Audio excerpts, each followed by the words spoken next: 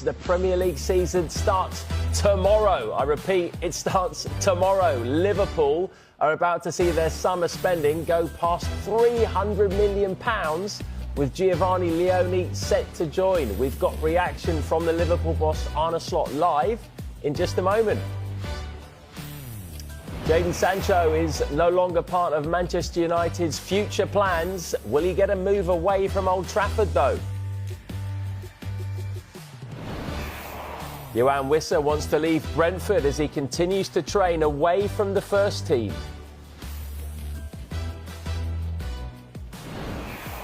And links with Gianluigi Donnarumma to the Premier League continue to grow. Could he replace Ederson at Manchester City?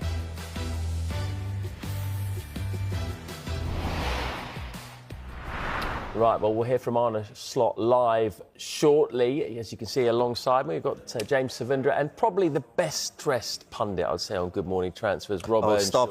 Stop. OK, carry on. Mate. I need to speak to your suit maker. Where do you get this array of suits from? Do you know what? Quick plug. Actually, don't. James, of course, always well-dressed. A great array of polo shirts right there. Right, let's talk about Liverpool then while we're waiting for a slot, and start with Gay and this Gay move that there's been a bit of confusion on, hasn't there, really, in the last few hours? Perhaps could he stay? Could he go? Is he actually in talks at the moment with Liverpool? Where do we stand right now then? Well, one thing we know, Liverpool are still in talks with Crystal Palace to sign Mark Gay. They are the favourites to sign him if he's to go anywhere in this transfer window. Though there is still a chance he will stay at Crystal Palace and leave as a free agent next summer. There has been a gap in valuation.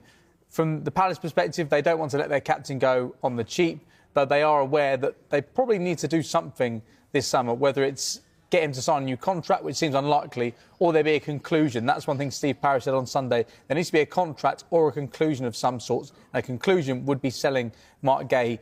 But from the Liverpool perspective, they don't want to overpay for a player who they could sign for free next summer. Clearly, there'll be a lot of competition to sign Mark Gay as a free agent next summer. As for the player, he's happy at Crystal Palace. He loves being a Crystal Palace player, and he'll be happy to stay there this season. Crystal Palace are in Europe this season, and there is that World Cup taking place next summer. So the security of minutes at Crystal Palace could be something that he needs right now to ensure he is starting at the World Cup next summer. At the same time, though, if the two clubs could agree a deal and they could agree a fee, then he would be happy to discuss terms. At the same time, we've got multiple big clubs in the Premier League and in Europe watching on with interest, thinking if we can get him as a free agent next summer, that would be an incredible bit of business. Yeah. Right, Rob. So if you're in the Liverpool think tank right now and you've got to prepare for the future in terms of your centre-backs, do you fork out £35 to £40 million right now to get Gay, or do you wait to the summer and try and get him on a free? The danger is if you wait longer than 6 months, you are now in competition with a lot more other teams. Right now, for some reason, I don't know why, maybe there is some discussion, but I would imagine he is a sought-after defender. I think he's brilliant. I think he's so good, Gay. I think of a lot of players that are kind of on, I guess, in line to move on from their club, he is at the top. For me, if I'm Liverpool, I go all out right now, get him, secure him. The problem with the player is you're going to think, OK, Konate is there, Van Dijk is going to play. Absolutely. Konate is there, very well liked, very, very well improved, much improved. But it is a World Cup year, and you go to Liverpool, that's a big, big move. And sometimes you've just got to secure it and bet on yourself. But for me, if Liverpool need to get him, I'm more surprised that there's not other clubs, for example, the Manchester Uniteds, you know, maybe even the Man Cities, the Arsenal. Why those discussions are not? Because if he's got a year left, means you can discuss right now. You can start kind of negotiating right now for a way lower price than what he's actually valuable. He's valued at way more than what you'll get him for. Well, so I think that's turned down 70 million a few times, didn't they, from Newcastle last year? So he's halved in value. That's what I mean. So the longer you go towards the end of your contract, the less really the club can demand for you. So I think you get him at a great price, whatever it is. If it's under 40 million or even 40 million, for me, I'm paying it. I'm bringing him in, securing him, because I think he's one that you look at and think the next few years, we like him and he's going to take us forward. And I think he actually improves Liverpool. So I think for me, take him, get him right now, because I think he's just so good. I think he just adds so much defensive kind of value in terms of, he's so good at reading the game, how he moves, his defending, his speed, his analysing of the game. I think he's very intelligent in how he moves, how he defends. That's what Liverpool needs. And if Liverpool are going to go to that next level, because the signings now have to take you to the next level, the Champions League, targeting that, I think he's one that they should bring in. And they want numbers, don't they, Liverpool? Because they've already signed in that position. They've just agreed a deal to sign the young centre-back Giovanni Leone. Just fill us in on the details and why he was so sought after. Yeah, the deal is worth £26 million plus add-ons. He's been granted permission to travel to the UK and sign personal terms and have a medical. That medical is expected today. Now, this signing is seen as independent of the pursuit of Mark Gay. Liverpool want to sign both of these players in this transfer window. And subject to, I guess, when we looked at his market value and you look at what he did last season at Parma, you thought maybe this is a player for the future. But it's our understanding that he'll immediately join the first team setup for the new season. And any thought of a loan move, that has been completely ruled out. In terms of his profile, he's only played 17 matches in Serie A, only started 14 matches there. But he ranks very highly compared to other players in that age category. So players who are 18 or younger across the big 5 leagues in Europe in terms of aerial duels, interceptions and headed clearances. So he's very much a player for the future, but I think Liverpool have been really impressed by what he's done in Serie A already, given limited game time. Let's bear in mind, Sampdoria got €5 million from him, for him from Parma last summer. He's already rocketed up in value because of what he did last season. Very much a player for the future. You wouldn't expect him to get a huge number of Premier League minutes, but Liverpool are in 4 competitions. They want to give him some opportunities. And you think giving him 2 years with Virgil van Dijk, that's what Virgil van Dijk has got left on this new contract. 2 years of Van Dijk. Just how much could he learn from playing with Van Dijk, being mentored by Van Dijk? You think it makes a huge amount of sense for Liverpool, because there has been competition from clubs in the Premier League and across Europe as well in trying to sign Giovanni Leone, but he's on his way to Merseyside. Yeah, and the fact that he won't go out on loan is very telling, isn't it? If he goes straight into the first team squad, that shows you what they think of him. We've got to talk about Alexander Isak as well, of course. Whenever we talk about Liverpool now, we talk about the Isak situation. Just as an ex-player, nothing's really changed in the last few days, apart from the fact that he has said he will never play for Newcastle again, which is quite a significant development. As an ex-player, how do you think he's handled this whole thing? I think it's been poorly handled, to be honest with you, because let's look at it. Newcastle, very likeable club, good club. Isak, likeable player, I think brilliant. And this last year, I think he's gone to right in that top category of world-class forwards. The situation, poorly handled. You could have had the discussions. For me, sometimes the best thing, and this is from experience also, you make mistakes, discussions, you say things in the heat of the moment within the club. There was no need to say that you'll not play for the club again. You can have the discussion with the manager, and, when they're in the office, and being in the office lots of times with managers, you can have an honest discussion. It doesn't have to be a fallout.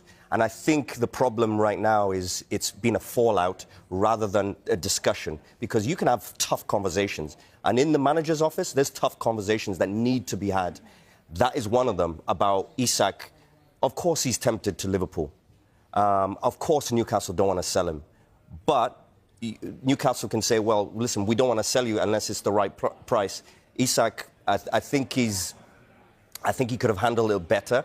But at the same time, he's got a right, because if Liverpool want him, and maybe that's one of his dream moves, he's got a right to say, listen, coach, I would like to move. I would like to go. Can you let me? And they say, well, I'm sorry, it's going to be 150 million. And he thinks, I'm sorry, it's too much. Right, we're going to have to cut you off, I'm afraid, Rob, because let's listen in to Arne Slot. It seems that you might be able to bring 2 in. First of all, Giovanni Leone, what can you tell us?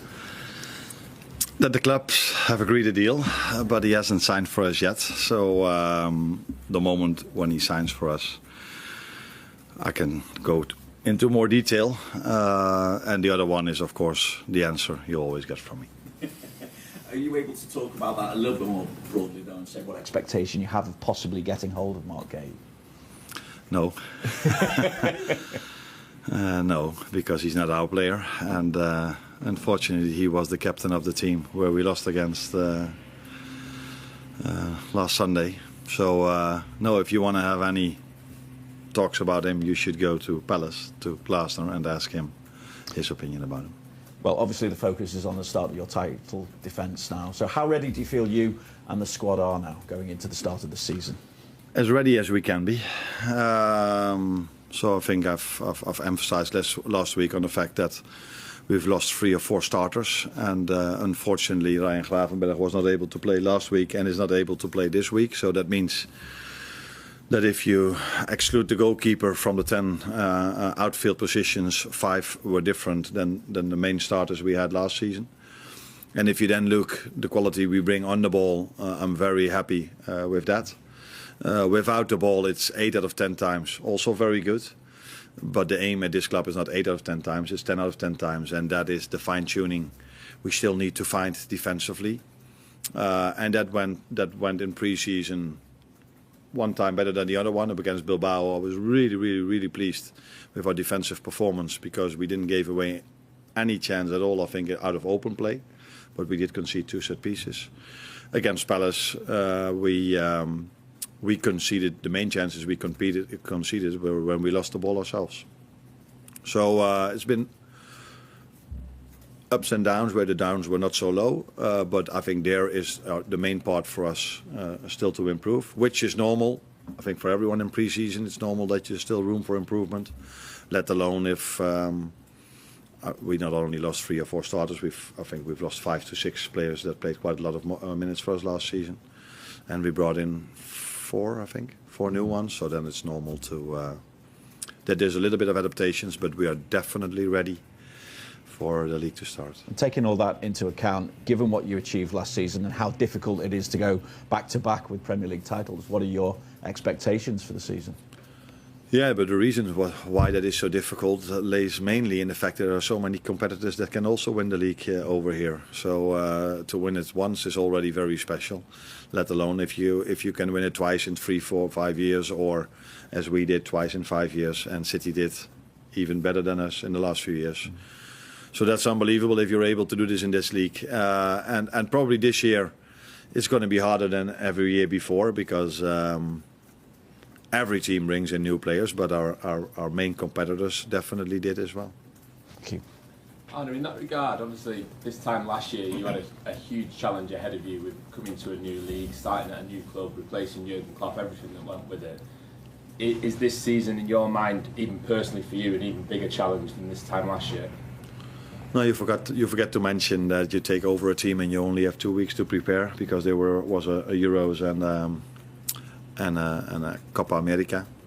I think every season has its own challenges. So last season it were the challenges you were just talking about. This season the challenge is that we've lost many starters, and we tried to bring in, or not try, we've brought in very good and talented players again as well. And the challenge is always not only yourself but also the teams you face. Now we're starting with Bournemouth, which was last season probably the most intense team in the league. And I mean in terms of running, and also in the playing style, but that goes hand in hand. And then afterwards is Newcastle and Arsenal, so that sums up this league, I think, and the challenge we have. What do you expect from Bournemouth on Friday? What I just said, intense. They made it really difficult for us last season. We beat them 3-0, where you feel like, what is he talking about difficult? But if you look at the game, they had the first big chance of the game. They scored a goal, which was fractionally offside. And then we 3 times, I wouldn't say counter-attacked them, but we were very fast in moving the ball from back to forward. And all of a sudden at halftime we were 3-0 up. And then I thought, wow, which I always thought when I was playing a manager in Holland, this is going to be 4-5, 6-0. But the mentality Bournemouth showed in the second half, they just kept on going. And that's the mentality they had throughout the whole season afterwards as well. So they also lost some players. They also brought in good new ones, as they've shown in the last few years, that they can always bring in good new players. So, and away it was even more difficult for us. So, very good team, good manager, and a challenge for us on Friday. But looking forward to it, because play an evening game at Anfield is something everyone is looking forward to, I think. Hi there, Arne. Your defensive record last season was absolutely incredible. In the pre-season so far, I know you haven't been particularly happy with some elements of it. How do you resolve those issues when you're looking for that defensive solidity in front of your back four, when you're going to be without again the best defensive midfielder in the country? Yeah, and don't forget we missed out McAllister as well, the last part of last season, and he hardly wasn't able to play in our pre-season. Only now recently he's played a few games, played a few minutes. But it's not that I'm not happy about certain parts. I'm telling you just a second ago that the standard here is 10 out of 10. So it's not one or two things we don't do well. No, in general we do all well, but well is not good enough. And there we have to go one step up in certain aspects, not in all aspects, in certain aspects. And then there's also something like I said, against Bilbao, we were really good defensively, but conceded 2 set pieces. And the games before, we also had mixed teams. So then you can also accept a little bit better that maybe timings between players were not as good as when you play the starters that has played so many times together. So there are reasons for it, like I just said, mixed teams, new players coming in, Virgil being sick against Bilbao, Alisson not being there, Maka being injured, Ryan not able to play, and new players brought in. But all of this is definitely not an excuse when we start the league Friday, because we will 100% be ready on Friday.